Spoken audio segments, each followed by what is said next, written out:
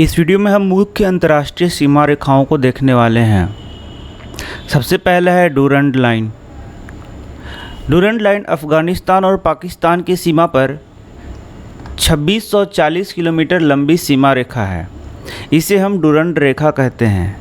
तो आप देख सकते हैं मैप में, ये है अफ़गानिस्तान, यहाँ आप देख सकते हैं अफ़गानिस्तान है और यहाँ क्या है पाकिस्तान, और इनके बीच में जो सीमा रेखा है उसे हम डूरंड लाइन कहते हैं। आप देख सकते हैं ये सीमा रेखा, इसे हम क्या बोलते हैं, डूरंड लाइन, जो कि 2640 किलोमीटर लंबी है। यह रेखा 1893 ईस्वी में खींची गई और यह उस समय के ब्रिटिश इंडिया और अफ़गान प्रतिनिधियों के बीच हुई सहमति का नतीजा है। तो आप जानते हैं कि 1893 में पाकिस्तान भारत का ही हिस्सा था, तो उसी समय इस रेखा को खींचा गया। इस रेखा का नाम ब्रिटिश इंडिया के तत्कालीन विदेश मंत्री सर मॉर्टिमर डूरंड के नाम पर रखा गया। तो अब स्पष्ट है कि पाकिस्तान और अफ़गानिस्तान के बीच में जो रेखा खींची गई है या फिर कहें सीमा रेखा खींची गई है उसे हम क्या बोलते हैं, डूरंड रेखा। इसके बाद आता है मैकमोहन लाइन। यह 700 किलोमीटर लंबी रेखा है। इस रेखा को 1914 में सर मैकमोहन ने भारत चीन सीमा के विवाद को सुलझाने के लिए तैयार किया था। तो आप देख सकते हैं यहाँ पे ये जो येलो दिख रहा है आपको, ये है मैकमोहन लाइन। जैसा आप देख सकते हैं ये है अरुणाचल प्रदेश और यहाँ आप देख सकते हैं ये चाइना का हिस्सा है। तो ये चाइना और इंडिया, ये दोनों के बीच खींचा गया लाइन है जिसे हम लोग क्या बोलते हैं, मैकमोहन लाइन। तो इसे आप याद इस प्रकार कर सकते हैं कि इस रेखा को मोहन जी ने खींचा था। किसने खींचा था, मोहन जी ने, जो कि चाइना और भारत को अलग करता है। इसके बाद आता है रेडक्लिफ लाइन। ये बहुत ही इम्पॉर्टेंट है, शायद आपको याद भी होगा। यह रेखा भारत और पाकिस्तान के मध्य सीमाओं का निर्धारण करती है। यह सीमा 3310 किलोमीटर लंबी है। 15 अगस्त 1947 को सर रेडक्लिफ ने इस सीमा का निर्धारण किया था। तो जैसे आप देख सकते हैं मैप में, ये देखिए ये है रेडक्लिफ रेखा जो कि भारत और पाकिस्तान को अलग करती है। तो यहाँ आप देख सकते हैं सन 1947 में जब भारत का पाकिस्तान और भारत जब बंटवारा हो रहा था, तो उस समय आप देख सकते हैं ये भी पाकिस्तान का हिस्सा था और यहाँ भी पाकिस्तान का हिस्सा था। तो यहाँ आप देख सकते हैं ये भी पाकिस्तान था और यहाँ भी ये भी क्या था, पाकिस्तान का ही क्षेत्र था जब भारत आज़ाद हो रहा था, या फिर कहें 1947 में। इसलिए यह भी रेडक्लिफ लाइन है और ये भी क्या है, रेडक्लिफ लाइन है। लेकिन बाद में पाकिस्तान का भी बंटवारा हुआ और पाकिस्तान और बांग्लादेश में बट गया। तो अब ये देख सकते हैं आप, ये है रेड, क्या है, रेड। तो इसे बड़ा आसान है याद करना। याद करने के लिए कुछ क्लू आपको रखने होते हैं दिमाग में, जिससे कि आप एग्जामिनेशन में से कर सकें। मुझे उम्मीद है कि आपको तो ये याद ही होगा। खैर मैं बताता हूँ आपको।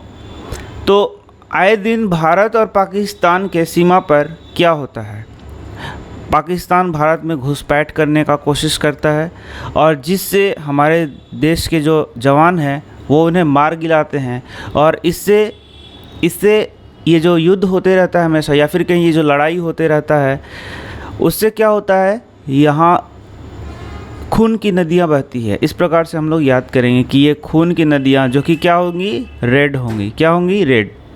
आप सभी जानते हैं भारत और पाकिस्तान के रिश्ते कुछ ठीक नहीं है, तो हमेशा यहाँ पे मान के चलिए कि युद्ध होता है, लड़ाई होता है, जिससे यहाँ पे खून की नदियाँ बहती है, या फिर कहें तो रेड है। ये क्या है, खून क्या होता है, रेड है। तो इससे हम लोग याद कर सकते हैं रेडक्लिफ लाइन। बड़ा ही आसान तरीका है याद करने का।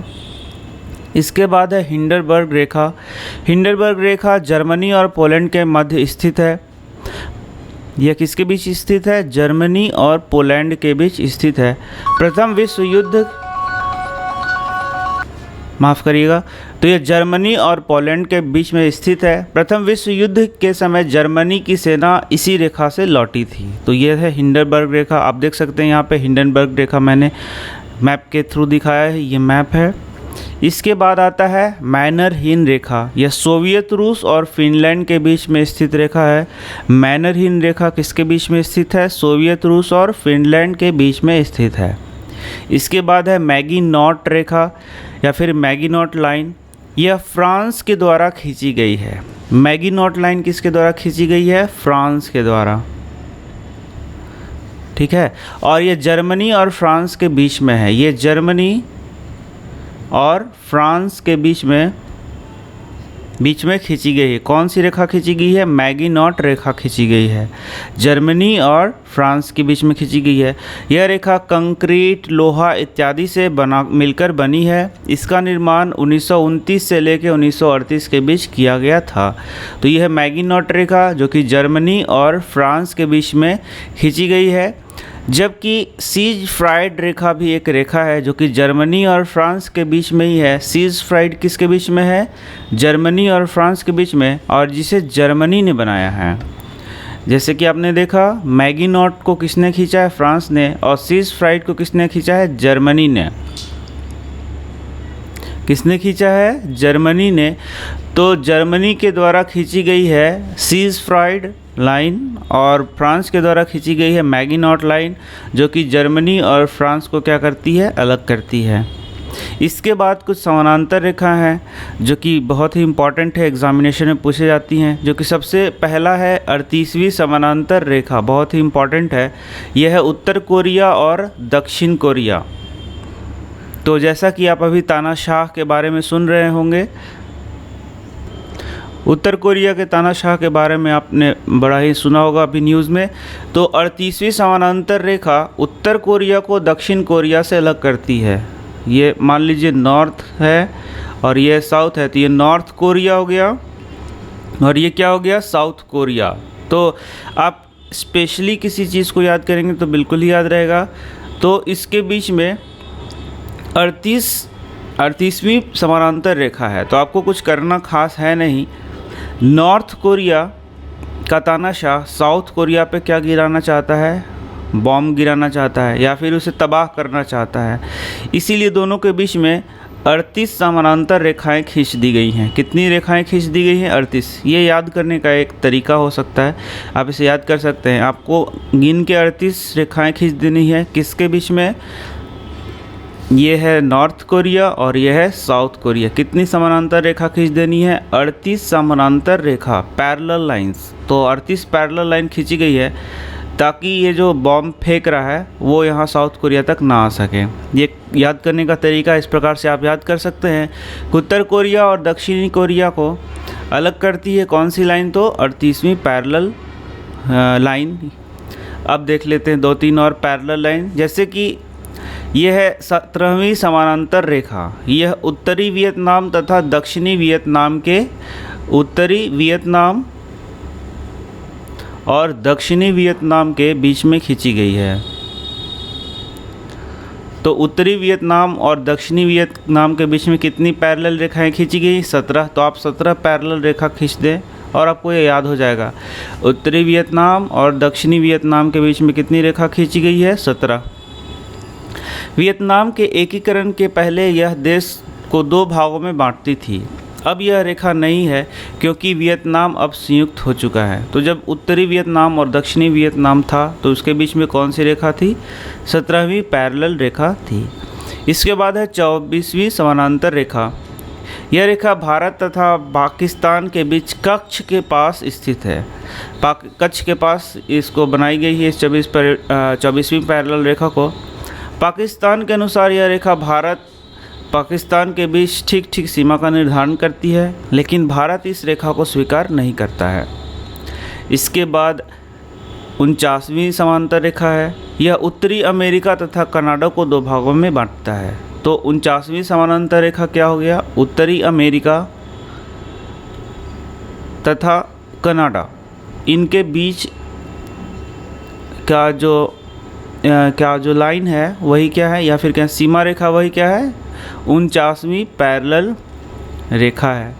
इसके बाद 2 और है 141 डिग्री पश्चिमी देशांतर रेखा। यह अलास्का और कनाडा के बीच में स्थित है। तो 141 डिग्री पश्चिमी देशांतर रेखा अलास्का और कनाडा को अलग करती है। और ओडरनीसे रेखा एक और भी है, ओडरनीसे रेखा। यह जर्मनी तथा पोलैंड के बीच में स्थित है और द्वितीय विश्व युद्ध में द्वितीय विश्व युद्ध के बाद इसे निर्धारित की गई थी। तो ऑर्डर नीचे लाइन किसके बीच में है? पूर्व जर्मनी एवं पोलैंड के बीच में है। तो पूर्व जर्मनी एवं पोलैंड के बीच में कौन सी रेखा है? ऑर्डर नीचे लाइन है। 49वीं समानांतर रेखा उत्तर अमेरिका कनाडा और 141 डिग्री पश्चिमी देशांतर रेखा अलास्का तथा कनाडा को अलग करती है। तो मुझे उम्मीद है कि आपको ये वीडियो पसंद आया होगा। कुछ इसी प्रकार के बहुत हल्के फुल्के वीडियोस मैंने अपने प्लेलिस्ट में बना रखे हैं। तो आप हमारे चैनल को खोलें, प्लेलिस्ट को खोलें और इन वीडियोस को पढ़ें, आपको बहुत ही फ़ायदा होगा। रिवीजन के लिए ये बेस्ट वीडियोस हैं। आप जब भी खाली हैं तभी इन वीडियोस को पढ़ें। जब भी आपको एक पढ़ने की इच्छा हो रही है तो आप बुक से ही पढ़ें, कभी भी नेट का सहारा ना लें। और जब भी आप खाली होते हैं, टाइम पास होता है, तभी आप नेट के सहारा से पढ़ें, तो आपकी तैयारी बेहतर होगी और आप एग्ज़ाम में अच्छा कर पाएंगे। तो मिलते हैं नेक्स्ट वीडियो में। धन्यवाद।